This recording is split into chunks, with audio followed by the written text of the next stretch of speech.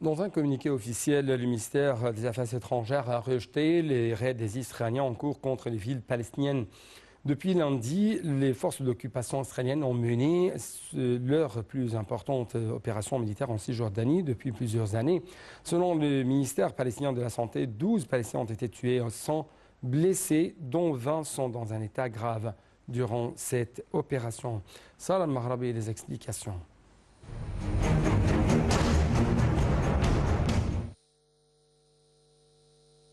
Le Caire et Ankara ont décidé de rétablir leurs ambassades respectives, marquant ainsi la fin d'une période de tension et ouvrant la voie à une nouvelle ère de coopération entre ces deux puissances régionales. La nomination de Amr el-Hamami en tant qu'ambassadeur d'Égypte à Ankara et de Saleh Moutoussen comme ambassadeur de Turquie au Caire a été officiellement annoncée mardi dans un communiqué conjoint des deux pays. Cette décision vise à rétablir les relations et à renforcer la coopération bilatérale dans l'intérêt des peuples turcs et égyptiens, selon la déclaration. Les relations entre les deux pays s'étaient détériorées après la destitution de l'ancien président issu des Frères musulmans et le soutien du président turc Recep Tayyip Erdogan à ce groupe. Cependant, depuis la fin de l'année dernière, les deux pays ont opté pour un réchauffement dans la foulée d'une brève rencontre en novembre 2022 au Qatar, en marge des célébrations de la Coupe du monde de football entre les présidents Abdel Fattah el-Sisi et Erdogan. Cette tendance a été encouragée par le soutien humanitaire exprimé envers Ankara après le tremblement de terre qui a frappé la Turquie en février. Le texte ajoute que le retour à la normale des relations diplomatiques intervient dans le cadre de la mise en œuvre de la décision des deux présidents. En effet, après la réélection d'Erdogan pour un nouveau mandat en mai, il avait convenu avec le président Abdel Fattah el-Sisi lors d'un appel téléphonique de rehausser les relations diplomatiques et d'échanger les ambassadeurs. Ils avaient reconnu l'importance de surmonter leurs divergences et de travailler ensemble pour promouvoir la stabilité et le développement régional. La Ligue arabe a été la première à réagir à ce réchauffement par le biais de son secrétaire général Ahmed Aboulghit, qui a considéré cette décision comme un développement positif qui contribue à apaiser l'atmosphère dans la région et à renforcer les contacts diplomatiques comme moyen de résoudre les problèmes. Selon le porte-parole de la Ligue arabe, Aboulghit a ajouté que les relations entre les pays arabes et leurs voisins dans la région doivent être basées sur le respect mutuel, les règles du droit international et l'intérêt commun des peuples de la région.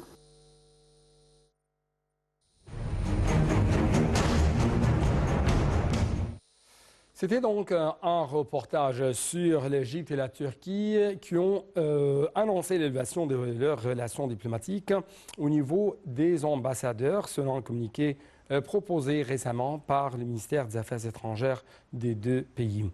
De retour, encore une fois, à ce reportage qui va jeter plus de lumière sur la réaction égyptienne vis-à-vis de cette opération faite ou effectuée par les forces d'occupation israéliennes dans les territoires palestiniens occupés toujours par Israël. Donc plus d'explications avec notre collègue Salam Mahrabi.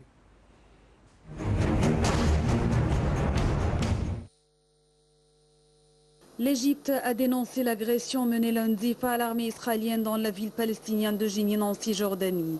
Dans un communiqué, le ministère des Affaires étrangères a rejeté les raids israéliens en cours contre les villes palestiniennes. Le communiqué a mis en garde contre l'escalade et le recours excessif à la violence qui pourrait aggraver la souffrance des Palestiniens et augmenter la tension. Les forces de l'occupation israélienne ont commencé mardi soir à se retirer de Jenin après une opération d'envergure de 2 jours dans la région. Depuis lundi, Israël a mené sa plus importante opération militaire en Cisjordanie depuis plusieurs années. Elle a mobilisé des centaines de soldats ainsi que des drones et des bulldozers de l'armée qui ont dévasté des rues. La ministre palestinienne de la Santé a qualifié mardi soir lors d'une conférence de presse l'opération israélienne d'agression qui défie les lois internationales. Selon le ministère palestinien de la Santé, 12 Palestiniens ont été tués et sont blessés, dont 20 sont dans un état grave durant cette opération. La ville de Jenin et les camps de réfugiés ont été visés à plusieurs reprises par des opérations israéliennes. Les combats ont provoqué l'exode lundi soir d'environ 3000 habitants du camp où vivent quelques 18 000 Palestiniens, selon le gouverneur adjoint de Jenin.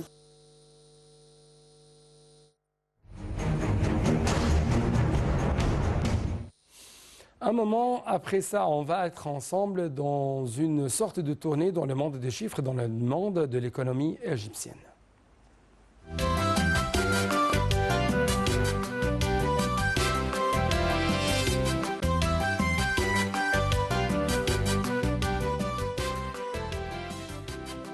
En fait, nous devons commencer cette nouvelle tournée dans le monde de l'économie égyptienne par les sommes affectées dans le budget public à la santé et à l'enseignement qui n'ont pas été réduites.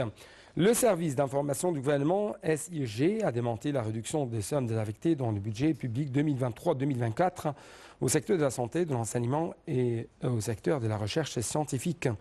Sollicité par le SIG, le ministère des Finances a expliqué que les dépenses consacrées à la santé sont passées de 397 milliards de livres égyptiennes à 304,5 milliards de livres égyptiennes, à l'enseignement pré-universitaire et universitaire de 476,1 milliards de livres égyptiennes à 591,9 milliards de livres égyptiennes et à la recherche scientifique de 84,8 milliards de livres égyptiennes à 99,6 milliards de livres égyptiennes.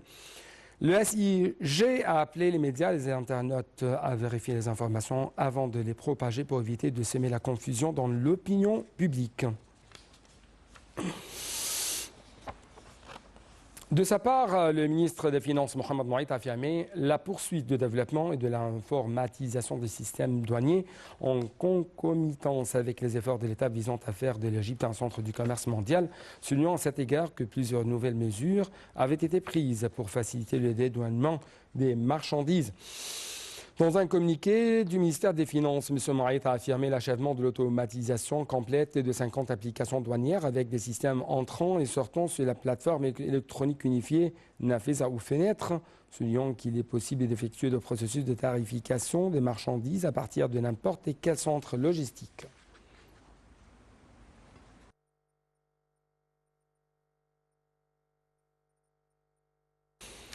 Le chef de l'autorité du canal de Suez, le général Oussama Rabia, a annoncé l'arrivée du dock flottant la fierté du canal ou Fakhr al-Qanal à l'arsenal de Port Saïd après avoir traversé avec succès le canal de Suez. Le général Rabia a assuré que le dock flottant constitue un bon qualificatif dans le domaine de la réforme, de la maintenance des vaisseaux et des grandes unités maritimes dans le cadre de la stratégie du canal de Suez visant à diversifier ses sources de recettes. Le chef de l'autorité du canal de Suez a indiqué que le nouveau dock flottant est le dernier ajoutant à l'arsenal maritime de Port Saïd qui comprend 3 autres docks flottants utilisés dans l'entretien et la réparation des navires des unités maritimes de l'autorité avec des tonnages allant de 5 000 à 25 000 tonnes. Passons à une autre nouvelle, mais cette fois-ci, il s'agit de la zone économique du canal de Suez, SC Zone, qui a réussi à attirer durant l'exercice 2022-2023 d'importants investissements en contrat avec de grandes firmes intéressées de s'implanter dans la partie industrielle. Dans un rapport publié vendredi, la Zone avait réussi à renforcer sa compétitivité par rapport aux zones environnantes, devenant ainsi un centre logistique, industriel et commercial de premier plan, une porte principale vers le continent africain, les marchés mondiaux. Citons le dossier du combustible vert. Le rapport évoque la signature de 23 mémorandums d'entente pour sa production avec différentes compagnies internationales, dont 9 accords signés en marge de la COP 27. La Zone compte prochainement explorer les possibilités de coopération avec la Corée du Sud, l'Allemagne, le Royaume-Uni, le Vietnam, le Singapour et le Brésil. Quant au secteur pétrolier, il a économisé 115 milliards de dollars des projets d'amélioration d'efficacité énergétique.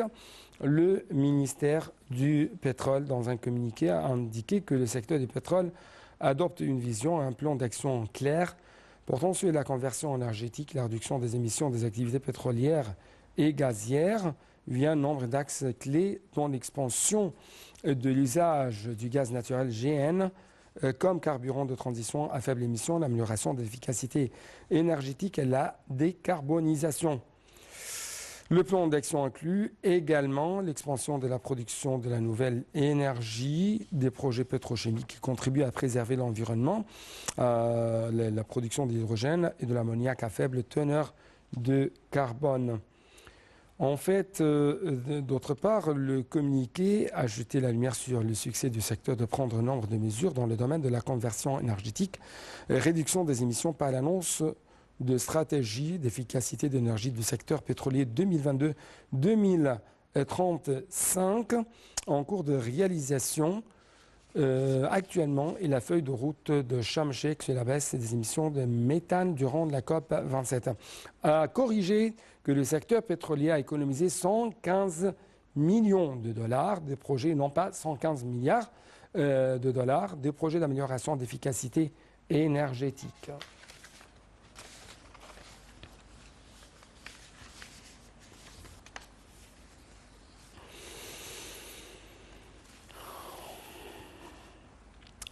« 1,5 million de faits de dons vers un meilleur avenir industriel. » Comment ? En fait, M. Amr Abdelwahab, le PDG et membre délégué de la Société du développement de la nouvelle campagne égyptienne, chargé également de la mise en œuvre du projet national de la bonification de 1,5 million de faits de dons, a affirmé l'importance de ce projet national de développement prometteur dans les domaines de l'agriculture, de l'industrie en Égypte. Il a tenu ses propos dans son allocution à la séance inaugurale du Forum d'emploi et des départements de construction et d'architecture de la faculté d'ingénierie et de l'université égypto-russe organisée avec la participation de nombreuses entreprises nationales pour la construction et le développement d'une élite des spécialistes. Ce projet fait partie d'un total de 4 millions de faits de dons développés dans le cadre des plans de l'État et de la direction politique. Notons que le projet repose principalement sur les stocks des eaux souterraines dont dispose l'Égypte.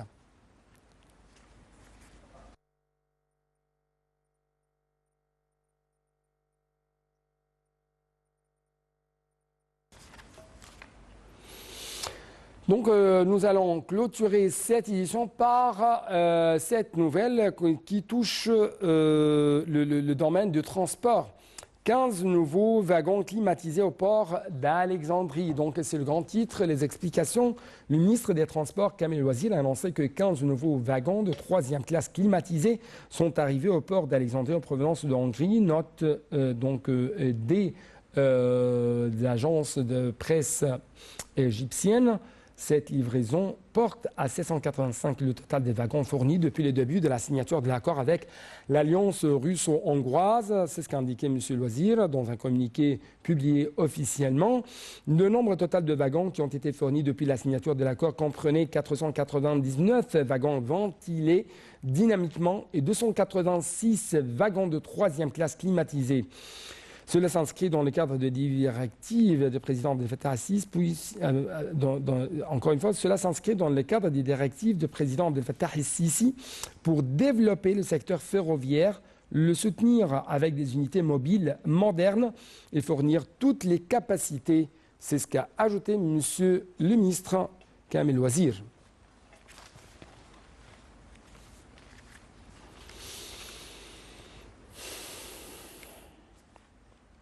Donc avec cette dernière nouvelle concernant les directives présidentielles, les directives du président Abdel Fattah al-Sisi qui ont été appliquées par le ministère du Transport, nous devons clôturer cette édition. Et toujours l'Égypte essaye, sous la présidence de M. Abdel Fattah al-Sisi, de faire de grands progrès, de grands accomplissements sur le terrain.